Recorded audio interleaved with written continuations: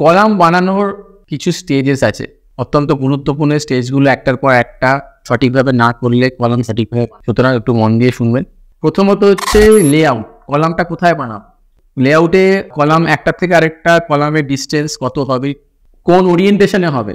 Column যদি square হয় তাহলে তো ঠিক আছে, ওরিয়েন্টেশনের আমার কোনো ব্যাপার নেই। কিন্তু যদি কলামটা আয়তাকার হয় তাহলে কোন ডিরেকশনে আমরা করব, এভাবে দেবো না এভাবে দেবো, সেটা আমার এই লেআউটে ড্রয়িং অনুযায়ী দেখে বানাতে হবে। দ্বিতীয় হচ্ছে রড কাটিং এবং বেন্ডিং। তৃতীয়ত হচ্ছে রড বাইন্ডিং। চতুর্থ হচ্ছে শাটারিং। পঞ্চম হচ্ছে কংক্রিটিং।